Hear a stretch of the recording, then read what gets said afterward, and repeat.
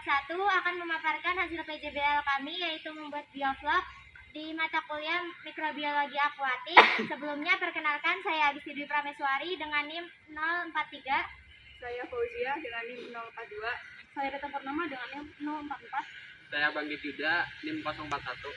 Saya Faris Safik NIM 049. Dan Nopal NIM 46. Selamat menyaksikan. Secara harfiah, biovlog berasal dari kata bios yang berarti kehidupan dan vlog yang berarti gumpalan. Jadi, teknologi biovlog adalah sistem budidaya ikan berbasis rekayasa lingkungan yang memanfaatkan bantuan bakteri baik atau probiotik untuk mengubah kotoran ikan dan sisa pakan menjadi gumpalan-gumpalan protein bernutrisi. Prinsip utamanya terbilang unik, yaitu melalui bantuan pasokan oksigen yang kuat dari aerator. Bakteri heterotrof yang ada di dalam kolam akan mengikat zat amonia yang beracun, lalu mengubahnya menjadi vlog atau massa organik, sehingga gumpalan bakteri ini justru menjadi pakan alami gratis yang kaya protein bagi ikan itu sendiri. Pada sistem biovlog terjadi beberapa jenis interaksi, yaitu mutualisme, komensalisme, predasi, dan kompetisi. Organisme yang terlibat meliputi bakteri heterotrof, bakteri nitrifikasi, fitoplankton, protozoa, dan zooplankton. Bakteri heterotrof berperan utama dalam pembentukan biovlog dengan mengubah limbah organik dan amonia menjadi biomasa bakteri. Fitoplankton menghasilkan oksigen dan menyerap nutrien, sedangkan protozoa dan zooplankton memanfaatkan bakteri serta partikel organik sebagai sumber makanan. Interaksi antar organisme tersebut membentuk agregat atau gumpalan biovlog yang bermanfaat untuk menjaga kualitas air dan dapat dimanfaatkan sebagai pakan alami. Mekanisme terbentuknya biovlog. Biovlog terbentuk melalui interaksi antara mikroorganisme, bahan organik, dan nutrien yang terdapat di dalam air. Proses diawali dengan penambahan sumber karbon, misalnya molase, sehingga rasio karbon terhadap nitrogen meningkat. Kondisi ini merangsang pertumbuhan bakteri heterotrof yang memanfaatkan limbah nitrogen seperti amonia sebagai sumber nutrien. Bakteri kemudian berkembang biak dan membentuk gumpalan-gumpalan kecil yang terdiri atas bakteri, alga, protozoa, jamur, serta partikel organik lainnya. Biovlog tetap melayang di dalam air dan dapat dimanfaatkan ikan sebagai sumber pakan alami sekaligus membantu menjaga kualitas air. Teknologi biovlog kini menjadi kunci sukses budidaya ikan air tawar. Prinsipnya cerdas, memanfaatkan mikroorganisme untuk mengubah limbah kotoran menjadi gumpalan protein yang kaya nutrisi. Teknologi ini membawa dua manfaat besar. Yang pertama, efisiensi biaya, menghemat pakan komersial hingga 30% karena limbah-limbah menjadi pakan alami. Yang kedua, efisiensi lahan, mampu menampung kapasitas ikan lebih padat walau di sumber air yang terbatas. Selanjutnya itu ada alat dan bahan pembuatan biovlog. Alatnya itu ada kolam dan wadah, aerator, selang aerasi, ember, timbangan, pH meter, termometer, penggaris, dan alat ukur lainnya. Kemudian ada bahannya itu air bersih, benih ikan, probiotik, molase, pakan ikan, garam non-yodium, dan kapur dolomit. Metode pelaksanaan budidaya ikan nila dengan sistem biovlog diawali dengan persiapan alat dan bahan.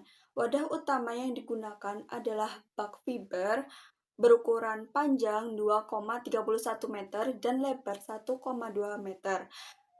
Sebelum dipakai, bak dibersihkan dan disterilkan agar terbebas dari kotoran serta hama yang dapat mengganggu kualitas air. Setelah itu, bak diisi air setinggi 25 cm atau 0,25 meter, lalu dilakukan perhitungan volume dengan rumus panjang dikali lebar dikali tinggi air. sehingga diperoleh volume sebesar 0,693 meter kubik. Hasil perhitungan ini menjadi acuan untuk menakar bahan yang akan digunakan. Kemudian bahan pendukung yang disiapkan adalah kapur dolomit sebanyak 34,65 gram dan garam kasar sebanyak 0,693 gram. Kedua bahan tersebut dilarutkan terlebih dahulu hingga merata, kemudian dimasukkan ke dalam bak untuk menyeimbangkan kualitas air. Proses berikutnya adalah aktivasi bakteri menggunakan wadah terpisah berupa galon. Probiotik M4 banyak 6,93 mm dicampurkan dengan molase sebanyak 69,3 mm, lalu dialiri dengan aerator selama minimal 3 jam hingga bakteri aktif. Setelah selesai, campuran tersebut dituangkan ke dalam bak utama. Karena sempat ditemukan kebocoran pada bak, sistem aerasi dibiarkan menyala selama 24 jam penuh. Hal ini justru menguntungkan karena menjaga kadar oksigen tetap cukup, mempertahankan keaktifan bakteri, serta memastikan kondisi air dan pembentukan vlog stabil sebelum digunakan. Setelah air dinilai siap, benih ikan nila langsung ditebar ke dalam bak utama sebanyak 50 ekor tanpa dilakukan karantina. Ikan dipuasakan selama 2 hari agar sistem pencernaannya beradaptasi dengan lingkungan baru. Kemudian mulai diberi pakan pada hari ketiga. Pakan diberikan setiap pagi dan sore hari dengan dosis 1% dari bobot biomasa pada hari pertama hingga kelima. Lalu ditingkatkan menjadi 5% mulai dari hari ke-6 hingga hari ke-30.